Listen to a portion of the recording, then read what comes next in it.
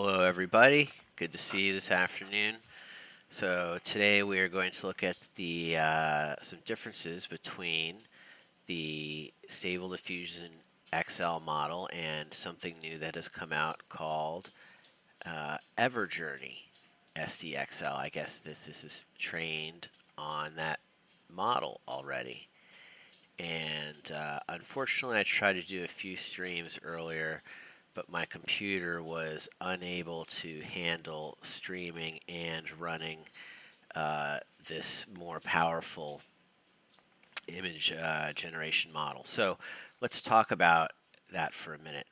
So this is running with SDNext, which is a branch of Automatic 1111, and it comes with a number of plugins ready to go, such as ControlNet and some other things. It has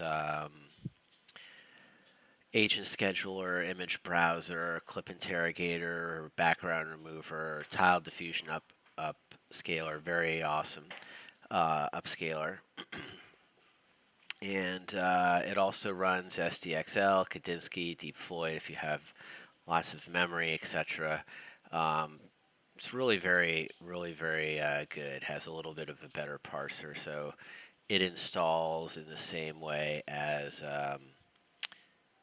Stable Diffusion, and there's other videos on that. But one of the things that you can do is I installed a second instance so that I could have SDNext here running SDXL model. So what did I do to get this to happen? So first thing is I go to settings and diffuser settings, and this is how I have mine set up working. Okay, my models are safe sensors. It moves the base model and the refiner to give me more space, and I'll show you in a minute over here. You can see how at times I was using 22 gigs of normal RAM and my 8 gigs of video RAM, 16 and 8, 14 and 8, so quite a bit for some of these. So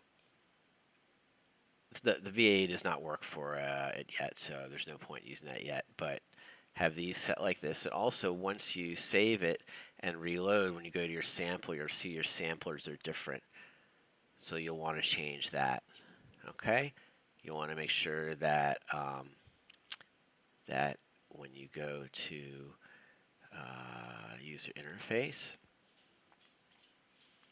I have this refiner added, backend, pipeline, gives me these things here, right? So here's where I can choose my refiner. Here's where I determine if I'm using the original 1.5 or diffusers, which this is a different instance, I'm always using diffusers. And here's where I determine which pipeline I'll be using. Lots of goodies coming up there. So then when you reload with your batch file, make sure that under properties you have, well, for me I need med VRAM. I have auto launch so that it brings it right up, but make sure that you have back-end diffusers. Okay?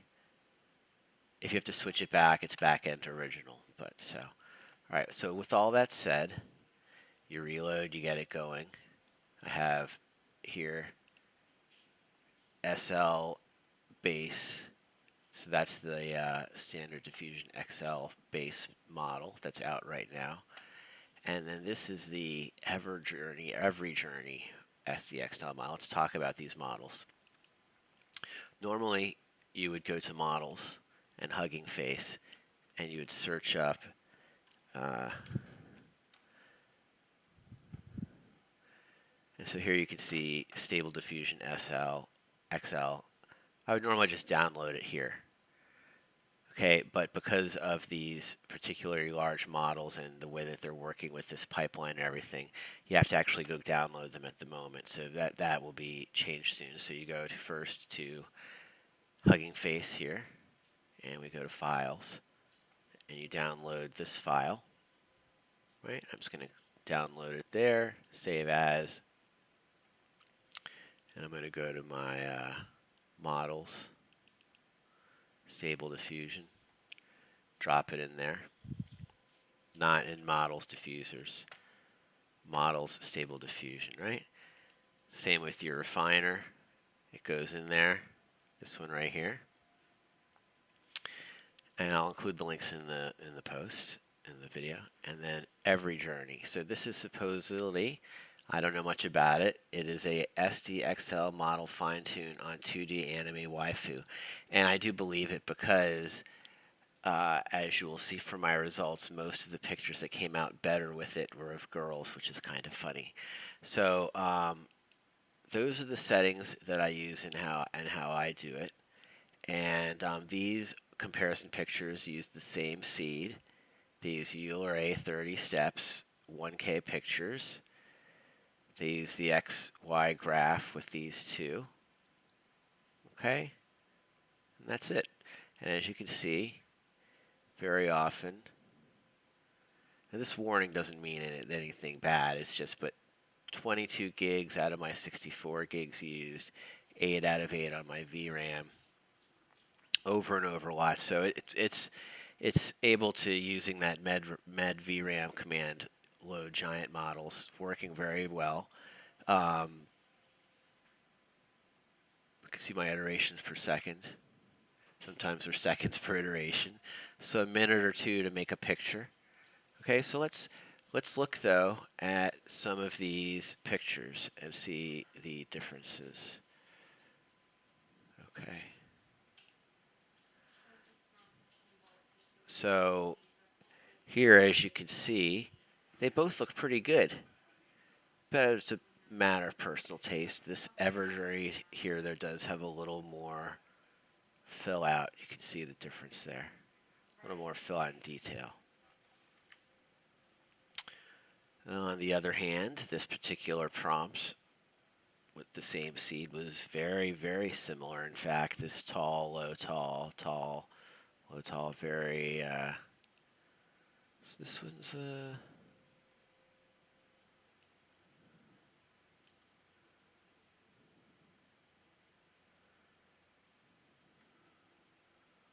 interesting.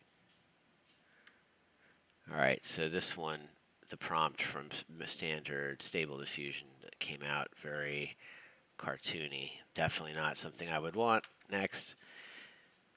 Same with this one. You can see this one was a little more stylized than this one, but both not so great. Now here, the standard one, decent, looks kind of photorealistic, but this one looks a little more anime and a little more stylized, like it suggested, bigger ears. This weird thing's not on the face, so a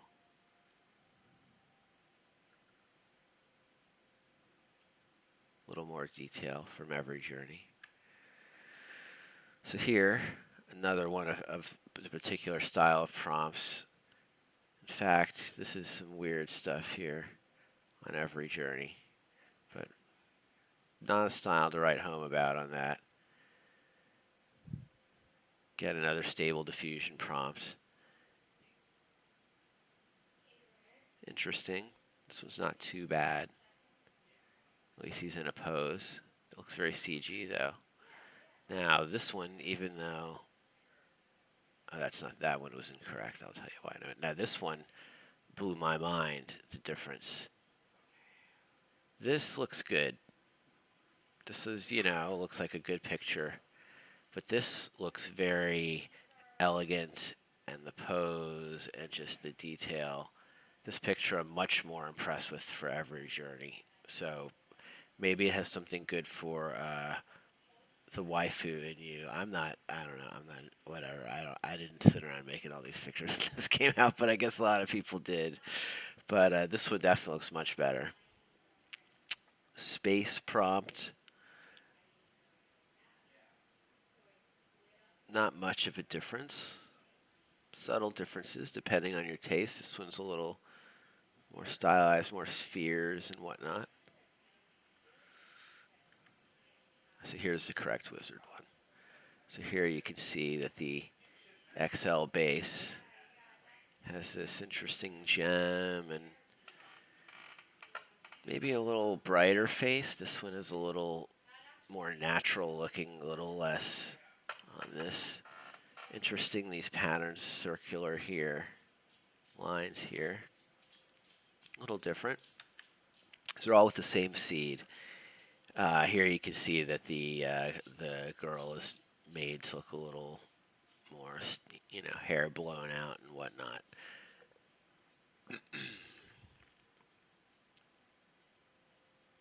And here's where this is what happens when a prompt goes wrong. I'm not quite sure what the prompt was for this one, but it involved ships in a port, and it made a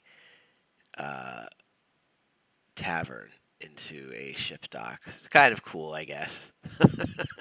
This one has more of a real life. I think this one understands a little more fantasy, a little more what's going on there. This one looks pretty good on both of them, but again, nothing too different. Here we have a road leading all the way up, and here it's just a little different there, but not huge differences. This one looks a little smoother. So here you can see how these particular prompts, certain character formulas that I use come out terrible, as they almost look like a CGI character. Now this one was very interesting. This one looks good. This one looks like an old portrait. But to me, this one looks like, wow, this is like a really excellent, like, better looking woman portrait. I don't know if that matters or not. Hair just looks better. Just looks better to me. The makeup is not as overdone.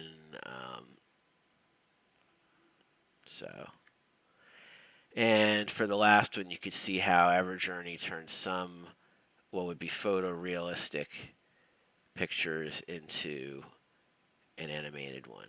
And I personally prefer that one much better. I'm sure my D&D group would too as well. So, I believe that was yes.